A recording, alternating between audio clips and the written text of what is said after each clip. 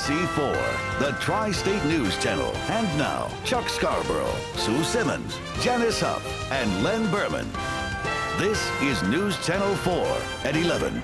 Police kill a Brooklyn man they say lunged at them with a weapon in each hand. Neighbors are telling a different story. In a risky nighttime maneuver, workers try to stabilize a tilting construction crane before it can topple onto apartment buildings. Good evening. Those stories in a moment. But first, a word about the weather. Well, a round of slippery winter weather is just hours away now, and some areas we're told could have snow in time for the morning rush hour. Janice Huff is in the Weather Center right now to tell us who's going to get the worst of it. Janice? Well, Chuck, we're not even expecting any accumulating snows here in the city, but if you're going to be commuting in from the areas north and west, you could see some slick spots on the roads in the morning. Your temperatures are colder, and the snow will start there and could pose a few problems early in the time period. Let's take a look at Doppler 4000 weather radar. You can see we only have some patchy areas of light precipitation now to our north and over parts of New Jersey. Some of this may be in the form of snow, but it is very, very light and very, very sparse. And that's going to be the nature of the storm. As we track the storm, you'll be able to see those areas popping up. Some of this not even reaching the ground yet. It's been snowing back across parts of the Ohio and Valley, as well as the Great Lakes earlier today, and parts of Pennsylvania tonight. Our temperatures are coldest north and west, and that's where you may see a trace to maybe a dusting of snow by tomorrow morning. Then the sun comes out. I have more details coming up in just a few minutes. Back to you, Sue. Well, Janice, thank you. Tonight, Police Commissioner Ray Kelly has a deadly police shooting to contend with. The way officers tell it, opening fire was their only option. Darlene Rodriguez is live in East Flatbush, where she's hearing another version of what happened. Darlene?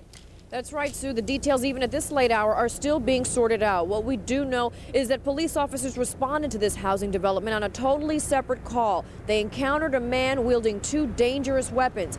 What happened before that encounter is where the police side of the story and the resident side of the story are completely different. A carving knife and a wooden pole with a metal hook resembling a fishing gaff were still on the ground. This afternoon, police responded to a dispute here at the Vanderveer Estates. They say they confronted a man holding these weapons and asked him to drop them. They say he lunged at the two cops, so they fired 8 rounds, killing the man, whose name was not released. Police say earlier the man had pushed into an apartment here where he had an altercation with a woman and took the carving knife from her kitchen. But residents here had a different story. Witnesses say the man was bloodied and battered before police arrived after getting severely beaten by men who were taunting him and calling him gay. So he ran inside to get a stick for his defense. They beat on him. When he came out, he was all bloodied. He's asking the cops for help, and they just shot him down. The man didn't even attack the police for the police to shoot the man. He didn't even do that. All he was standing there, islanding out for help. Somebody help me. And the police was there who's supposed to help the man. They didn't help the man. All they do was just shoot the man.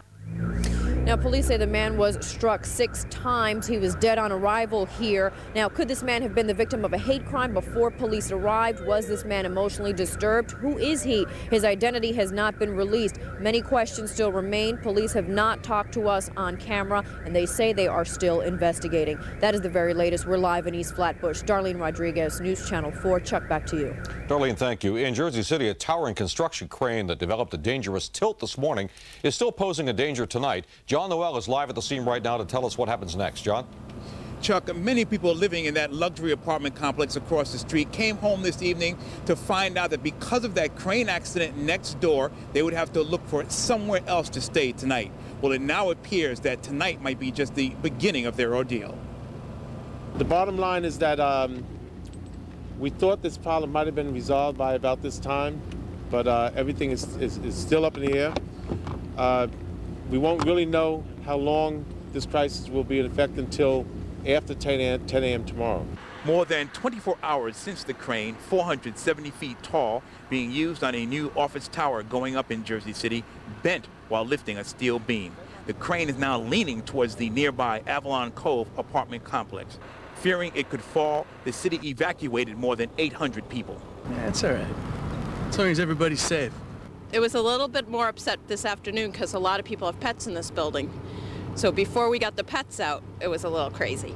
My dog is diabetic and blind, so that was a problem. But you've managed to get him out and he's boarded and that sort of thing? Well, he's in the hotel. With you? Yes. And that hotel stay may last through the weekend.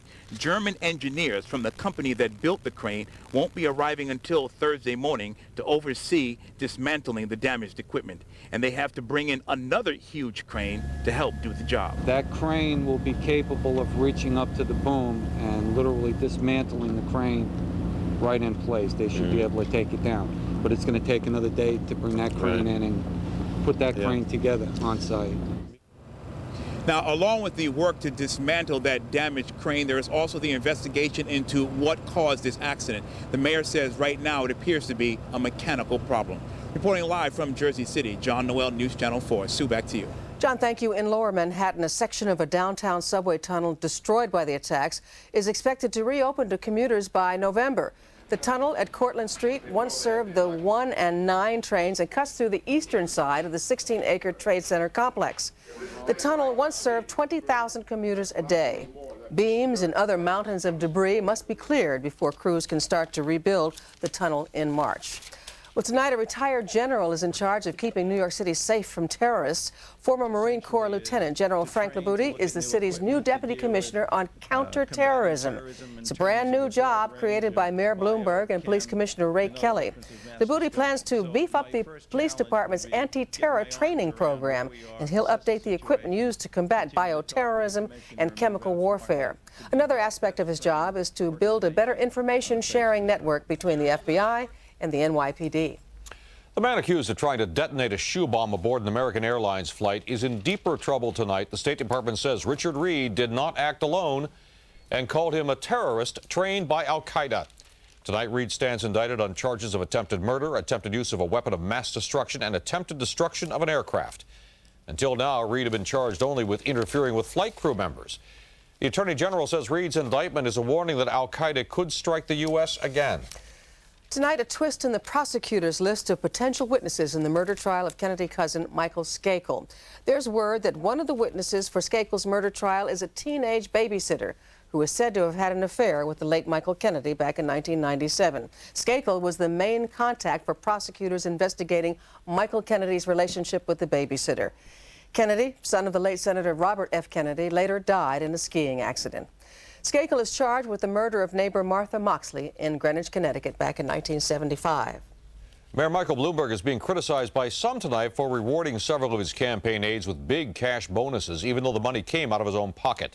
Many of those aides now work for him in city government. For example, Bloomberg paid campaign advisor Bill Cunningham $300,000 after the election. Cunningham now works as Bloomberg's City Hall communications director. News Channel 4's Melissa Russo asked the mayor about that today. Some in the good government community have criticized your decision to reward your campaign workers with such sizable bonuses, considering that many of those same people immediately afterwards came to work for you in government. They say it gives the impression... They have a right to their opinion, you know. They say it gives the impression that you're subsidizing their city salary. No, these were people who worked very hard, and while most of the monies that I spent went to TV stations that employ and pay your salaries, a small amount I thought should be distributed to others. Are there any other questions? But critics maintain it was all inappropriate. Well, I think it was ill-advised. It's not unethical. It doesn't break the city charter. But I think to most New Yorkers, it looks like he is supplementing the salaries of people who went into city government. Bloomberg says it's his money and he can spend it however he wishes. Still to come in sports, the Nets silenced Jordan and the Wizards. Some American Airlines pilots strongly believe dozens of planes should be grounded. Do they have a valid point? And later, how premature babies are prone to run into problems when they grow up.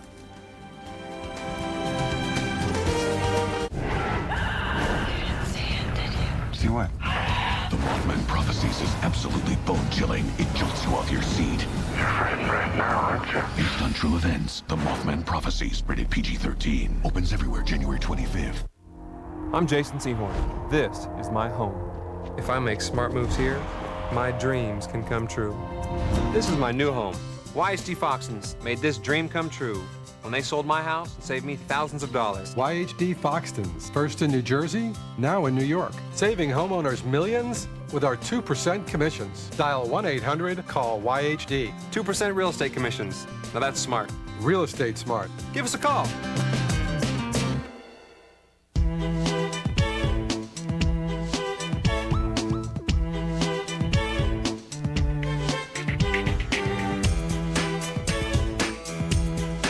Some people like their cars.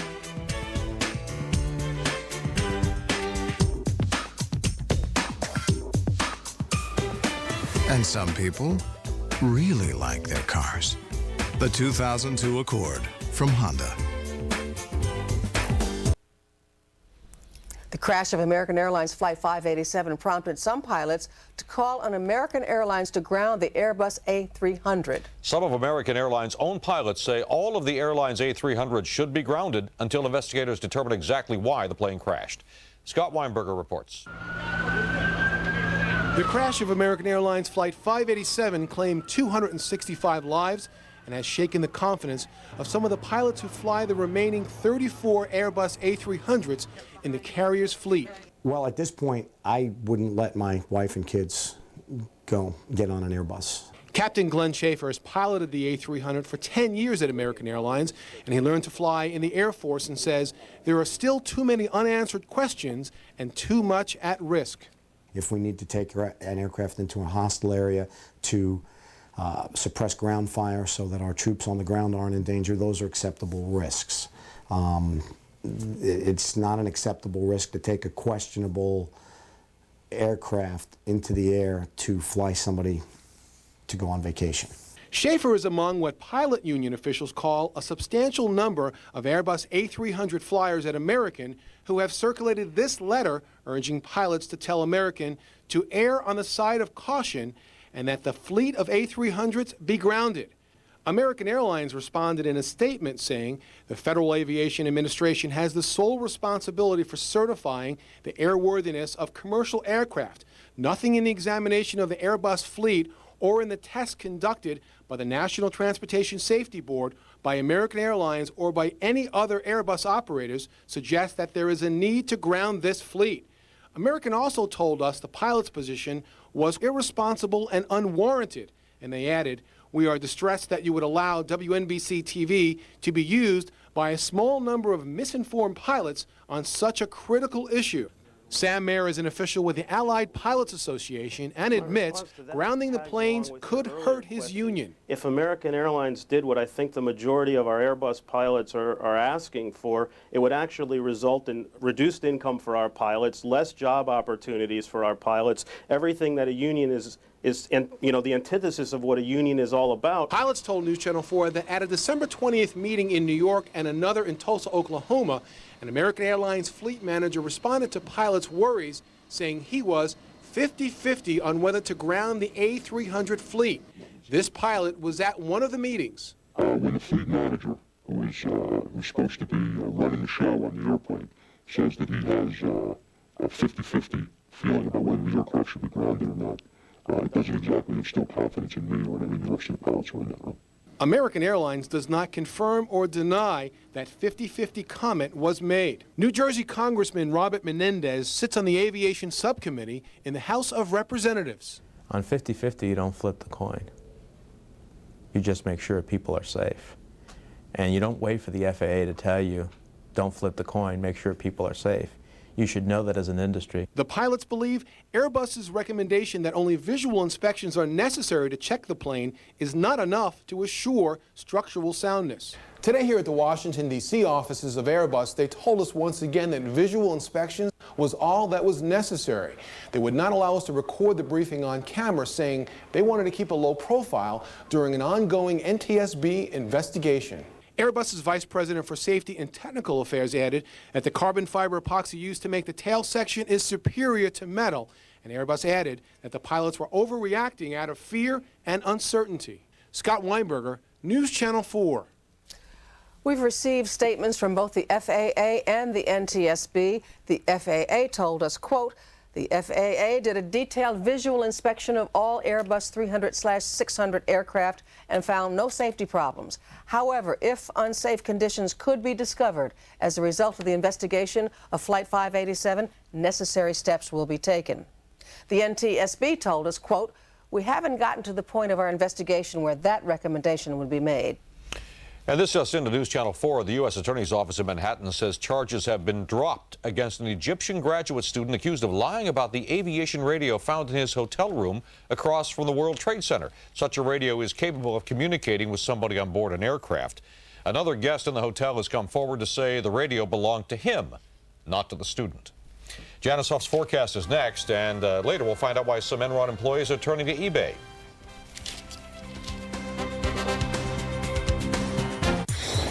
One beautiful woman. My name is Nadia. One lucky bank clerk. Two ruthless criminals. Nadia has secret to tell. My name is not Nadia. Oh, jeez. Now, in order to survive her past, I need your help. they'll have to play a dangerous game. Nicole Kidman, Ben Chaplin, on February 1st. Somebody's in for a big surprise. Birthday Girl, rated R. In theaters everywhere, Friday, February 1st.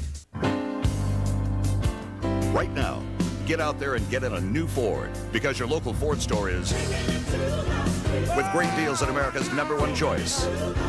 Now take up to $2,500 cash back or 0% financing on select Fords. That's $2,500 cash back or 0%. The right deal, the right time, right now. Because we're with the best deals at America's #1 choice. Thursday at 5 on Today in New York. Getting tourism back in the city, the Broadway Tour campaign will get a sneak peek. Then Dr. Smith's diet series, You Can Do It, reading food labels, what they really mean. And Daily Candies look at lingerie. I'm Maurice Dubois. I'm Jane Hansen. In the morning. Why would anyone kill him? Well, he wasn't exactly Father Christmas. Rolling Stone calls Gosford Park one of the best films of the year. Tough luck on whoever's got any secrets to hide. With a dazzling cast. Do you think he's a murderer? How horrid. Joel Siegel calls it one of Robert Altman's best. Want some company? Well, I suppose like Moscow. An Oscar-worthy whodunit. Perhaps the butler did it. Gosford Park. Sir, we haven't dusted those things for fingerprints yet. Good. Rated R. Now playing at select theaters. If you haven't had the flu this season, you are not yet out of the woods. The Centers for Disease Control warns the bug is getting a late start and says the worst of it will strike in the next couple of months. And their advice is get that flu shot you've been putting off, especially if you're over 50 years old or have diabetes, asthma, heart, or lung disease. Janice Huff here with the weather. Thank you, Sue. No snow in the city just yet. Things are developing still around the region. But maybe when you wake up in the morning, you may awaken to a few snowflakes around. Well, check it out. Right now, we'll take you to our live Skycam view in the Empire State Building, and the clouds are overhead, but nothing falling from them right now. This is going to be a fast-moving storm system. It's not a major storm, but things will change overnight as we get to into the overnight hours and the storm gets a little bit closer. We have 37 degrees in Central Park. That's the other thing. Remember, we were at 50 yesterday, so the ground's still pretty warm. Winds from the west at 5, relative humidity 44%. Barometers falling now 30-17. Neighborhood Weather Net check. We take you to Lakehurst, New Jersey, and Manchester Township High School. Cold enough for snow there, 30, but nothing going on right now. 43 your high today, a low of 28 degrees. A little cooler around the tri-state area today, you probably noticed, but it was still beautiful. 42 the high in Central Park, low of 37 degrees. Around the region, we see the coldest air to the north and west and northeast. It's 32 in Stamford, Islip, right around freezing. 20s right now in Newburgh and Morristown. Those will be the areas that maybe have a light dusting, maybe up to an inch with some slick roads in the morning. Otherwise, the coldest air is way north near the Canadian border. Messina right now at 11. That's not going to reach us. The snow will reach the area, though, by daybreak. Light snow. This is a fast-moving storm system. It's not going to stick around long. As a matter of fact, some of this snow may change over to some light rain showers before it ends in the afternoon. And by the afternoon, we'll see highs in the 40s. But after midnight tonight, around daybreak, maybe some light snow developing. Tomorrow morning on your way to school, light snow changing over to or mixing with rain. And then it's out of here by the afternoon. Highs in the 40s again tomorrow, maybe even close to 50 around Atlantic City. Look for snow tomorrow in Providence, Albany, Syracuse. Light snow there. 32 in Buffalo, showers, but looks like it'll clear out around Philadelphia. That's the trend for us generally here as well. And here's the forecast for tonight. Overnight low in the city above freezing, 34, but a little bit of light snow developing around daybreak. Light snow and or rain showers in the morning. And by the afternoon, west wind drying us out, partly sunny, 45 degrees. And our 5-day forecast, a little colder the rest of the week, 39 on Friday. Partly sunny Saturday, 34. Mostly cloudy Sunday, 36. Monday's high back up to 40. We're talking about barely any accumulation in the areas north and west tonight and tomorrow morning. If you get an inch, you'll be lucky in those areas, but nothing in the city. Janice, thank you. Still to come on News Channel 4 at 11. When premature babies grow up, will their lives be the same as normal babies? Chances are the answer is no. And in sports, Michael who? A jaw-dropper at the Meadowlands as the Nets silence Jordan and the Wizards. Plus, is it time to push the Rangers' panic button? Blue shirts in Columbus tonight searching for a win. Len Berman is next. Initiating transfer. In the perfect crime, the cops get conned, the thieves get robbed, and no one can find The Millionaires. The new thriller by Brad Meltzer, author of The First Counsel. The Millionaires. 3 10-packs of Hi-C fruit drinks, $5. Stock up now and save. Now's the time to stock up while the values last. Ooh la la. Once upon a time, in a magical place called Paris, there lived a young woman who decided to change other people's lives for the better. Over 120 top critics agree Amélie is one of the best pictures of the year. The New York Times calls it a dazzling achievement. And now it's a Golden Globe nominee and the European Film Award winner for Best Picture of the Year. Believe in the magic of Amélie. Eligible in all categories, including Best Picture. Rated R, now in theaters. Find the perfect fur this winter at the Designer Fur Consolidation Sale at Saks Fifth Avenue, New York City. From Thursday, January 17th through Saturday, February 2nd, save 40 to 70% on an unprecedented selection of designer fur coats and jackets from all your favorite designers, gathered just for this special event. Visit us at Saks Fifth Avenue, New York City on the 5th floor. Thursday, January 17th through Saturday, February 2nd, and save 40 to 70%. Tonight, Jay's All New with former New York Mayor Rudy Giuliani. I heard the phone go out, and then at that point, one of the police officers yelled, "The tower is coming down." Plus, Angie Harmon, India Ari, dinosaur hunting, and why Rudy longs to hear, "Go back to the Bronx, you bum!" Then on Conan, Ted Danson, and a look into the future tonight.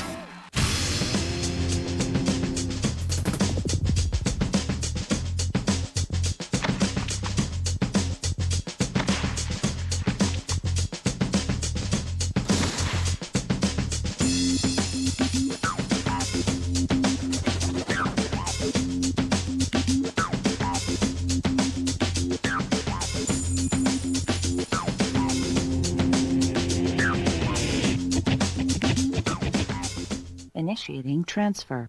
In the perfect crime, the cops get conned, the thieves get robbed, and no one can find The Millionaires. The new thriller by Brad Meltzer, author of The First Counsel.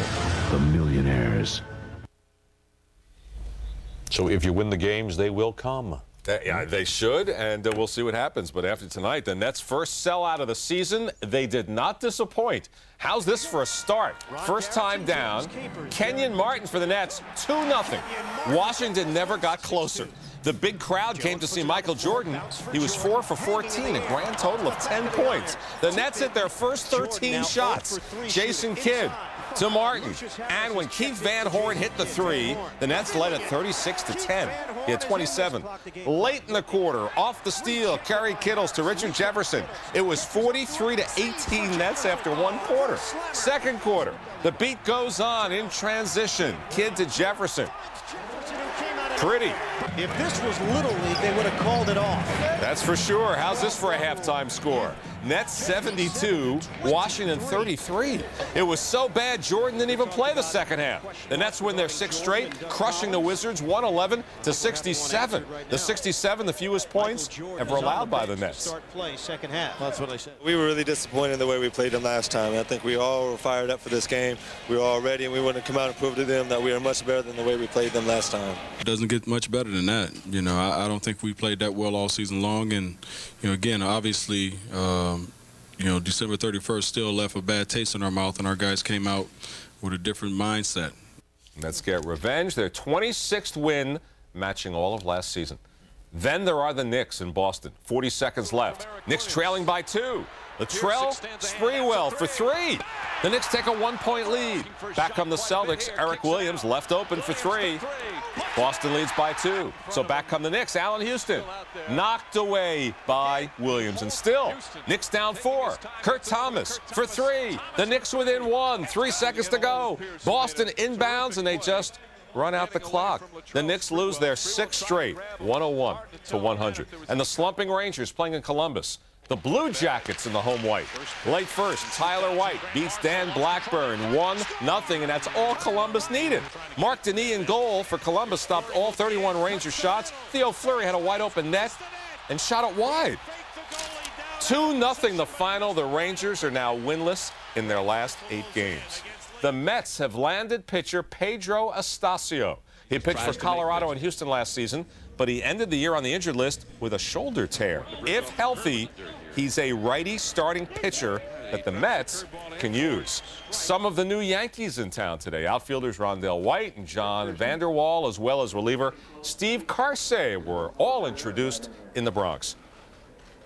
We have a lot of new guys coming in, and we're filling big shoes with the guys that are leaving. Growing up in this city and watching these guys and always wanting to be part of a Yankee tradition, you know, it's a dream come true. And White was asked if he had received one of Joe Torre's famous recruiting telephone calls. He called me once. It was my girlfriend's birthday, and I thought it was her calling me back, and I said, "Yeah, baby." It was Joe Baby. Baseball owners approved the sale of the Red Sox to the John Henry Group, $660 million. Georgetown beat Seton Hall 84-58. Rutgers beat West Virginia 79-66. Golf. There's Yogi on the tee. Hey, a little bit short, but what the heck? He's Yogi. And near Dallas today, the billionaire Dairy Queen operator, Mavericks owner Mark Cuban, manning the counter today, making nice to Dairy Queen after some disparaging remarks that he had made. I love it here. The people were great. It could have been a dicey situation, and they took the lemons and turned it into lemonade, and I give them so much credit because it really puts things in perspective and makes you really consider the customer very closely, continuously. There you go. They were lined up around the block. Dairy Queen never had it so good. What did he say? He has said that the head of NBA officials, he wouldn't hire him to manage a Dairy Queen. So that Dairy Queen took offense. I see. So he made nice. All right. Thank you. Okay, thank you, Lynn. We'll be right back. America's top critics are calling Nicole Kidman's performance in The Others the best of her career. There is something in this house, a presence. The New York Times raves it's her most emotionally layered performance to date. The Los Angeles Times calls her pitch perfect. Entertainment Weekly exclaims, Nicole Kidman is at her best. She is Oscar-worthy, and now she's the Golden Globe nominee for Best Actress for The Others. Rated PG-13, now playing. When winter is at its worst, you'll find the Lexus RX 300 at its best. Because with 220 horsepower and four-wheel drive, it can always get around, which could be the difference between your having a normal life this winter and no life. And now you can save $2,000 on the RX 300 Lexus Value Package at your New York, New Jersey, Connecticut Lexus dealer. The Royal Tenenbaums has been named the year's best film by the New York Times. It's on over 100 top 10 lists, and Gene Hackman has won a Golden Globe nomination for Best Actor. He also stole bonds out of my safety deposit box when I was 14. The Royal Tenenbaums, rated R, now playing. Tomorrow, starting at 5. Millions of dollars brought to individual firehouses citywide. Nobody's in charge of handing it all out. What's happening to the money? Then, working through the pain. Does it do more harm than good? How technology may provide back pain relief. Starting at 5. How can we keep New Jersey's public schools working, improving, achieving? First, parents and teachers need to share responsibility, be partners, helping children learn. Second, New Jersey needs small class sizes because research proves that young children who get personal attention learn more and behave better. And small classes are affordable. That's been proven in Tennessee and Wisconsin. Parent-teacher partnerships and small classes. Because in New Jersey, it's all about great public schools. Fairy tales can come true. Fairy tales do come true. Shrek is a work of art. more. It's the first animated motion picture to be nominated by the Producers Guild of America. Golden Globe nominee for Best Picture. It's unprecedented. On over 125 top 10 lists. An instant classic. Winner of the Broadcast Film Critics Award for Best Animated Feature. And Time Magazine calls Shrek the best movie of the year. Shrek, rated PG. Premature babies have never enjoyed better odds of surviving, but a new study suggests they could face a life full of obstacles. Researchers in Cleveland have followed the progress of 200 premature babies for more than 20 years. Each weighed just more than 2 pounds at birth. As the preemies entered adulthood, they were more likely to have asthma, vision, or hearing trouble compared to full-term babies. They also had lower IQs, and a lower percentage of them graduated from high school. However, the study found grown-up preemies are less likely to have drinking or drug problems. Mr. Yuck, the mean green poison awareness symbol, now has a new 800 number. Mr. Yuck's scowling face has been used to educate children about poisons and to promote poison center awareness. The new number is 1-800-222-1222. And for more information, you can write to the Pittsburgh Poison Center, 3705 Fifth Avenue, Pittsburgh, Pennsylvania, 15213. It is fun to say Mr. Yuck, isn't it? Yes, every so often. All right. I could have said it.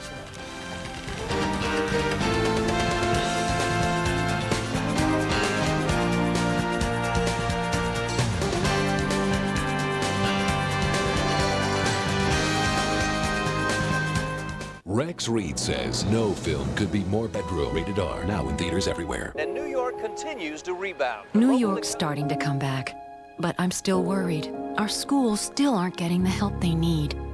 Now the stakes are higher than ever. And our children need the best possible teachers. Teachers who will teach the basics, keep our kids safe, and prepare them for a more complex world. We can't afford to fail our kids. We've got to attract good teachers, and we've got to keep them. Tomorrow, they were born too soon, babies weighing just a couple of pounds. But what happens when they grow up? Now our extraordinary report. NBC Nightly News tomorrow. There's never been a better time to see the full Monty.